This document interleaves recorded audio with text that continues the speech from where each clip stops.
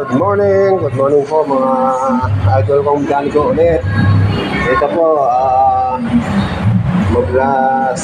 magbubuo po ako ng magkakabit po ako ng valve seal sa cylinder head. Yan. Yan. Ito. Yan. Ito, yung valvula na to. Yan, yung valvula. Nasa ako na yan kahapon. Yan. Lapat na dito yan. Lapat ko na dito. Ito, na-replace na yan. Na-replace ko na. Yan. Lahat yan, nilinis ko na yan. Nilinis na malinis. Yan. Yung loob nga lang, medyo ganyan talaga. Hindi talaga lahat na lilinis na gusto. Kahit sa pasensya ko, hindi rin nilinis na gusto. Yung valve guide niyan, okay pa rin. Sinikap ko naman, wala akong problem. Ito nga palang itong valve seal, dapat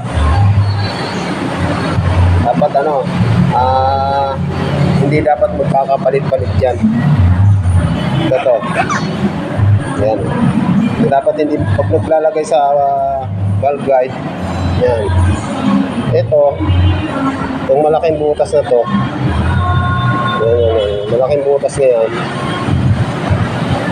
malaking butas, medyo malaki ng butas, yan, sa intake yan, sa intake, dito yan, para dito yan sa intake. Ito namang maliit, medyo maliit ng konti lang, diba? Para sa exhaust. Yan, para dito sa exhaust yan. Ito, malaking butas na to. Yan.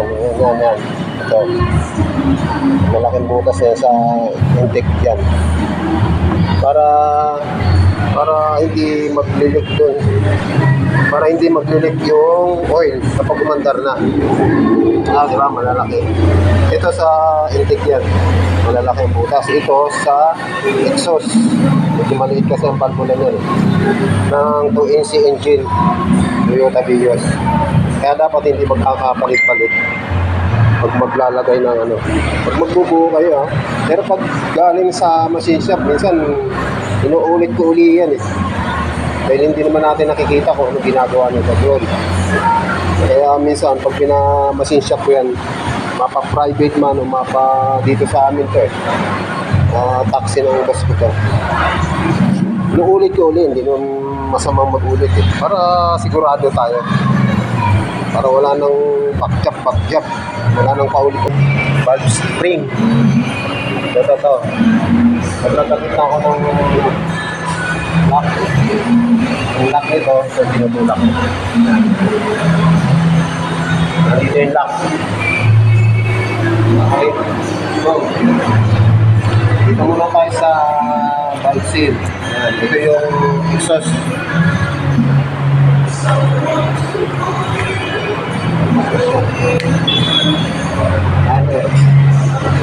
Dito muna tayo sa intake. Ito yung malalaking butas. May intake Ayan. Tapos yung magkakapalit kayo. Kahit anong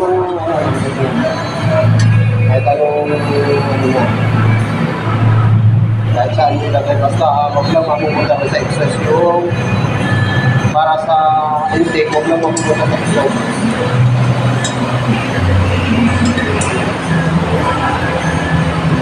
Okay? Kunting lang, saga lang sa pagkilihan kayo sa paggawa.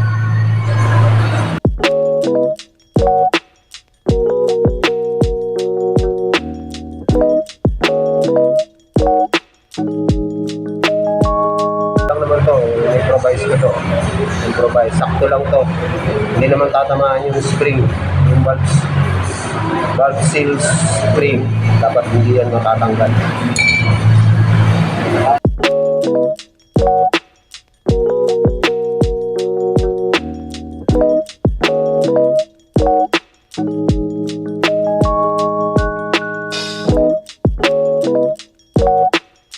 Ito yung pang ko ng valve seal.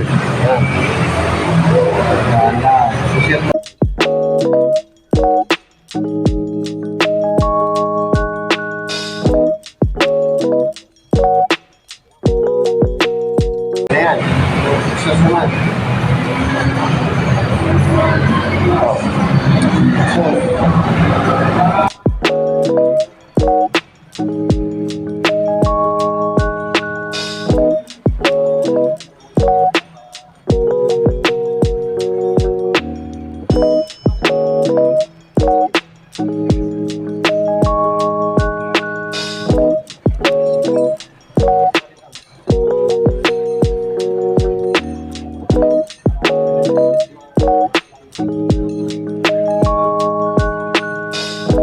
Prado. Yan. Nakalagay na lahat yan. Oh. Yan. Yung valve seal niya. Yan. Okay. So, yung ano naman, maglalagay tayo ng lock. Kaya na natin to.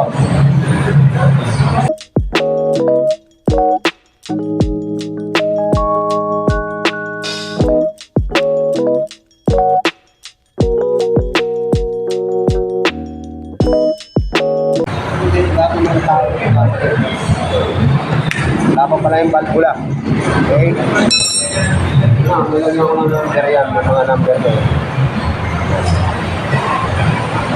Yan. Nasa ko kahapon. Yung mga number na yan. Okay, 1, intake 1. Dito yan. Yan. Number 1. 1.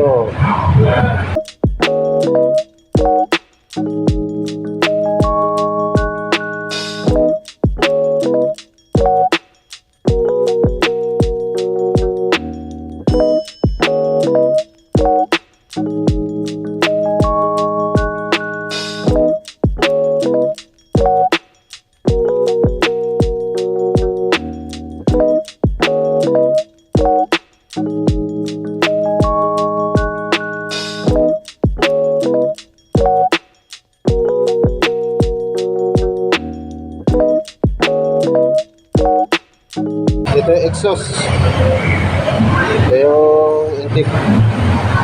Ay, makabit na tayo ng springs. Valve spring, tsaka yung lock.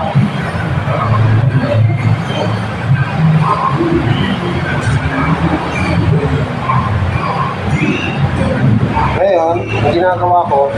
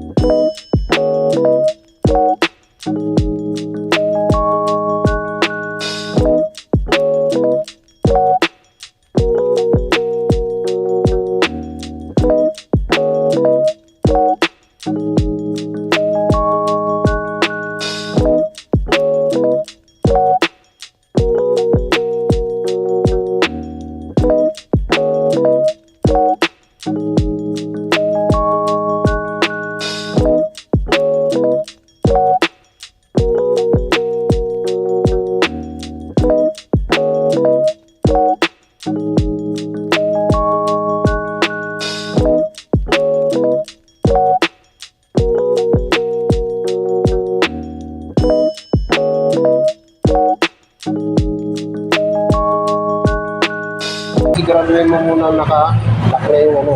Ayan, oh. Naka-lock na yan. Diba, mga lambot lang. Tagal nga lang talagang ganun. Yung position yan talaga. Maliliit kasi ito eh. Pag tumalsik to, tapos. Bibili ka ng isang buong set na.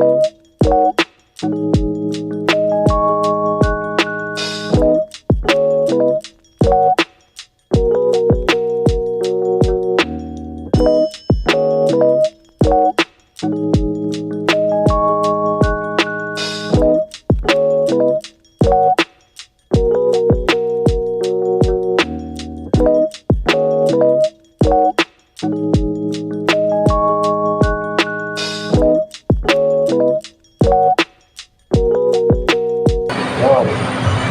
Turuan tayo. Turuan na lang.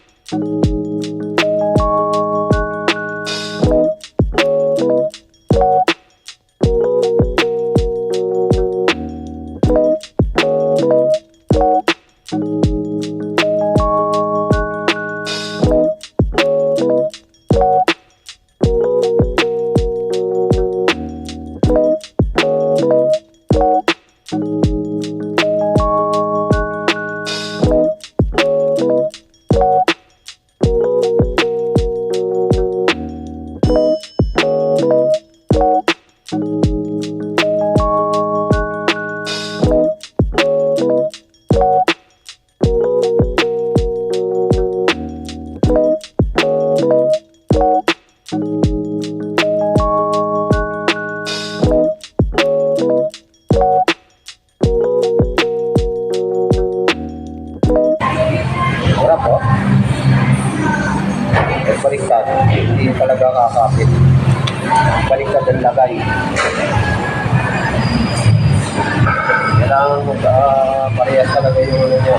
Naka-ulo.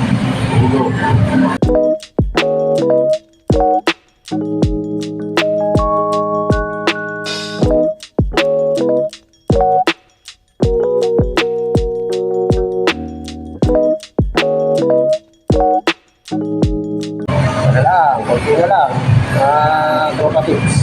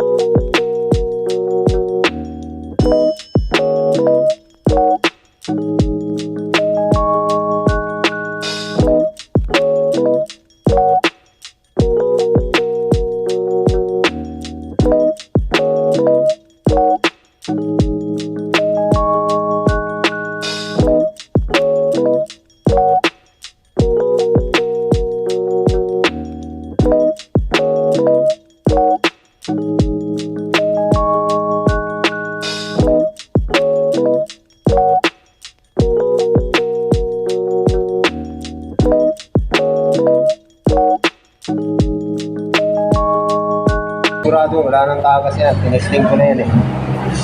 Tinesting ko na yung kahapon. Mano-mano.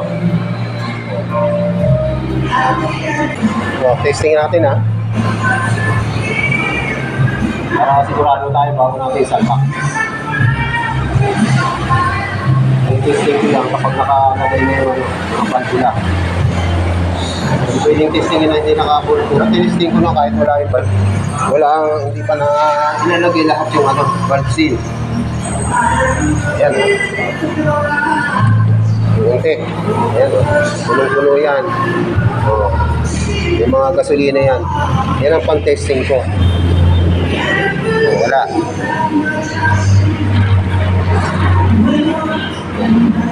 Walang tumatagas. Ibig sabihin, walang problema. Tama-tama lang yung pag-asa ako ng yan. Sa exhaust yan ha. Exhaust. Yung intake naman ang yung testing. Okay. Ayun lang. Yung intake naman.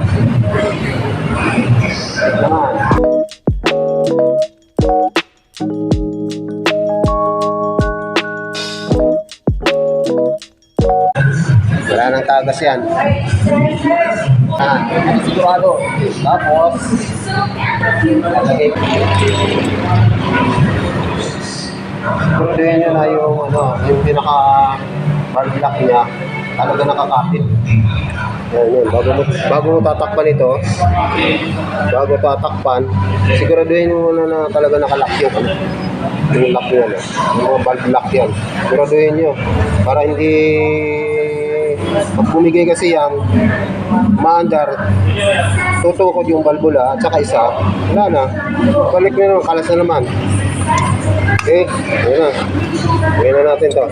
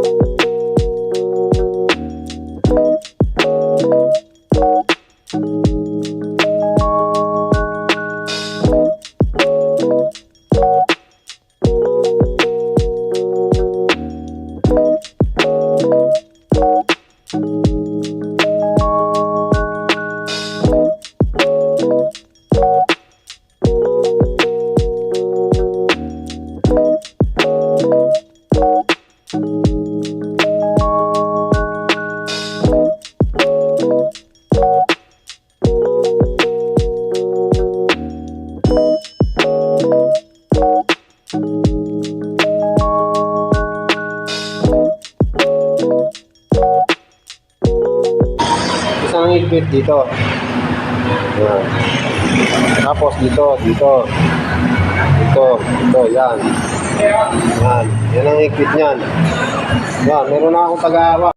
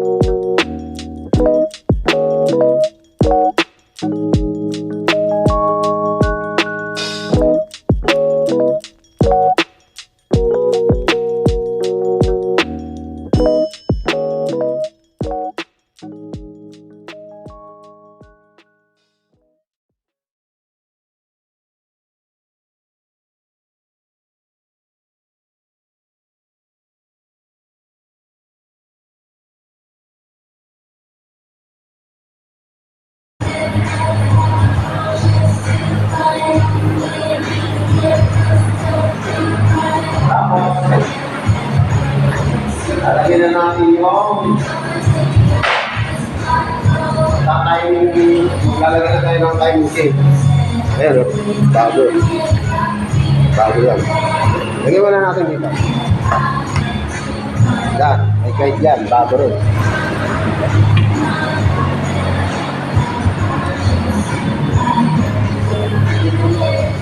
Oh, excuse cameraman. Gulo mo ah. Yeah. Wala ka, nasira ka. Dapat yung cameraman nakaalog.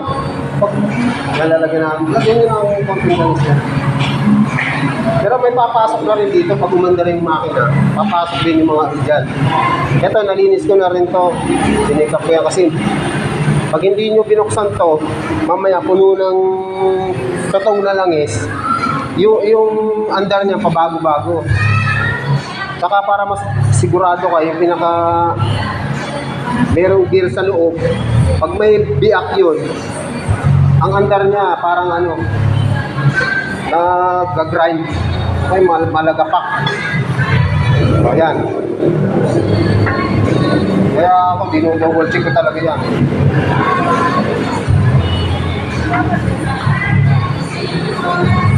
Ayaw masintro.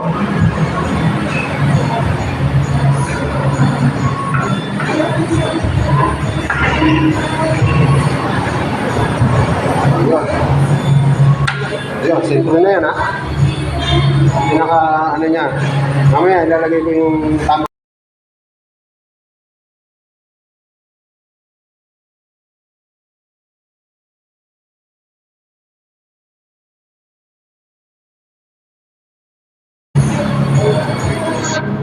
May mga market dito yan. Market. Mamaya lalagay ko.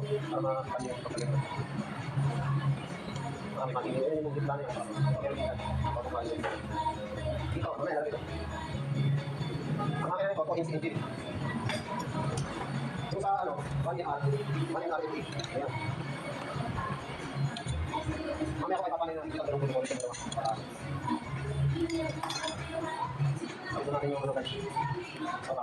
Kasi yung luma niya, Sinuma ito, kasap, bibili na. Bibili na, ano yan. Diba? Yung kailin yun. Para makita ng mga ating mga idol nating mekaniko dyan. Alam ko naman na magagaling kayo sa akin. Napagkasiling, napagkasiling yan.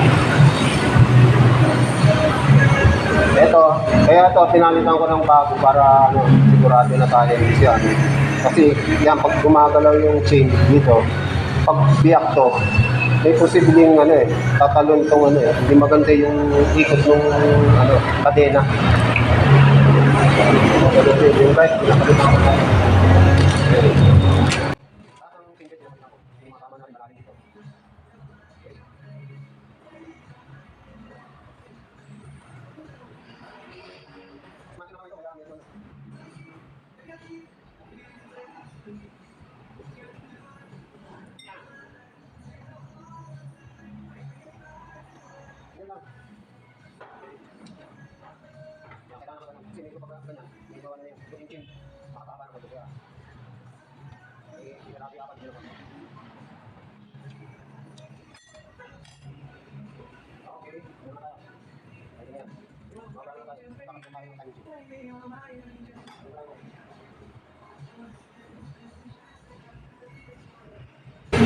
Ito, yung pinakababa, itatapat nyo lang dito, ayan.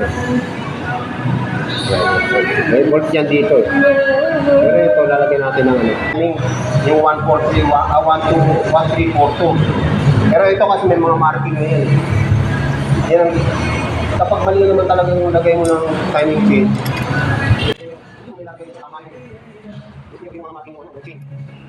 Yan. Minsan dito ako, diskarte ko yun. Minsan diskarte ko ito. Yan, yung kapat ito. Kasi matagal na ginagawa yun. Ito, yung yan. Ito, at saka ito, pinatatak yan. Yan, pinatatak yan. Ngayon ito, matatak naman dito. Saka dito. Yan. Ito. Para hindi kayo hindi ko malilito. Yan. Tapos, may marking din dito. Apeng, mag-hi ka naman. Shout out sa iyo, Aping. Shout out. Dito. Yan. Ito. May mga marking dito yan. Shout out, Lorenzo Moreno. Ako na ng marking sa kabilaan. Ito, yan yung timing mark din yan. Kailan magtapat-tapat yan. Kaya lahat. Ito, yung gitna nyo na yan. Tatama din dito. Sila. Mamaya, papakita mo. Pakabit na natin. Bukasin ko muna. Bago. Nagpapili ako tipo. Ayan yung niya, marking. Yung iba kulay dilaw. Ito, itim. Ito sa Sigunyan. Sa Sigunyan. Dito. Baba. Ito naman sa cam shop. Ito dito sa may GPTI gear. Ito, exhaust. Okay. Kapit na natin.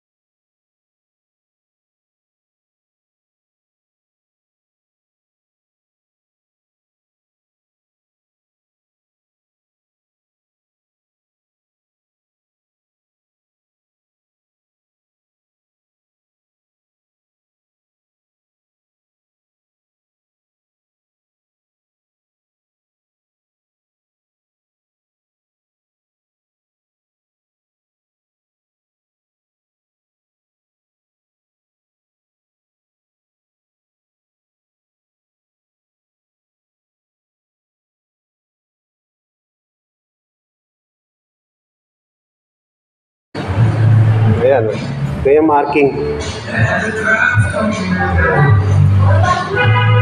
Ayan. Katapat ng dalawa. Ayan. Tapat na yan.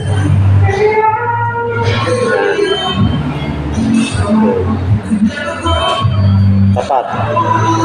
Ito yung ano ko. Yan. Yes. Ito naman yung ano. Yung babaw. Yung nartahan ko na yan. Ayan o. Tapat. Ito yung ano. Tapat din. Tapat na tapat. Ito, yung cam niya, kailangan magkaano yan. Magkaharap. So, yun yung uno. Yun yung firing order niyan. 1342. Kahit saan naman, sa diesel, ganun din. Okay na?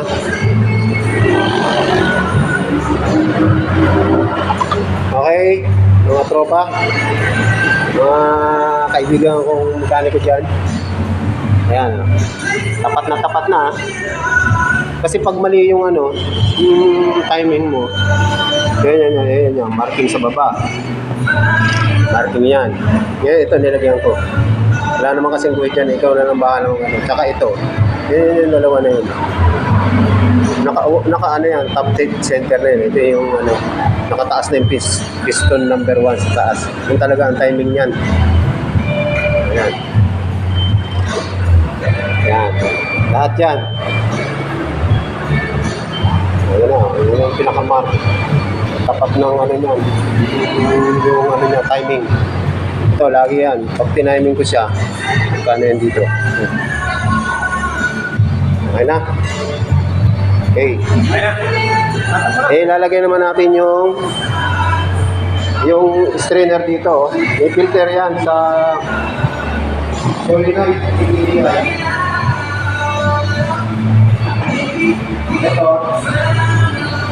Ito, importante ito. Kailangan ito malinis yan. Filter yan sa ano, sa solenoid. Para yung langis, suwabing pumasok doon sa camshaft. Pag parado to, saka ito hindi gumagana, ang magiging problema niyan, yung hindi maganda yung hatak niya, magkakaroon ng problema yung oil, hindi maganda yung supply papunta rito sa camshaft, pati dito sa BBDI. Kaya kailangan ito, siguraduhin niya talagang gumagana. Saka ito yung filter. Oh. Kailangan nililinis yan. Huwag niyong kakalimutan na hindi linisin. Ito yung filter. Strainer yan eh. Filter dito sa camshaft. Yan. At saka doon sa, lahat na, filter yan dito. Yan ang papasok dito, pagbarado, hirap pumasok dito sa camshaft na to. DBDI, pati dito. Ito kasi yung susupply din. Pag mulang makuha ang langis, papunta dito, ito nagbubomba to. Pag walang konti lang nakukuha, problema, yung andar mo, hirap. Medyo kinakapos ka. Saka mag-check-in here pag hindi gumagana. Kaya pag dinayagnos nyo naman, malalaman nyo, nalalabas ito. Kung yun talaga ang problema, pag may sira to. Lahat naman pag dinayagnos, lalabas kung anong magiging problema ng makina pag bumagdat. Okay? Ayan, papasok natin to. Ito, inilalagay ito pag may timing cover na. Ito muna ilalagay ito. Huli na to. Pag may timing cover, tsaka lang ito ilalagay. Okay na mga pare. Yan. Nabuo na lahat yan. Mamaya pag tinakpan ko na to, tatakpan ko na lahat. Ito, check ko ulit to, mga bolt na yan, ikitan ko na. Kakabit ko na rin yung transmission dito. Bago na rin yan. Kasi nag-slider na siya. Lahat yan, tatakpan ko na yan. Okay? Sana kahit maliit na bagay, mayroon akong nag-share sa inyo. Alam ko naman, marami na rin nag-upload nito eh. Yan. Marami rin na nag-upload. Sana mabigyan nyo rin ako ng pagkakataon na subscribe para naman para din sa inyo to. Yung mga nag-uumpisa lang. Yung diesel at saka gasoline engine, hindi naman nagkakalayo yan eh. Iba-iba nga lang proseso pag nagbuo ng makina. May kanya-kanya sila.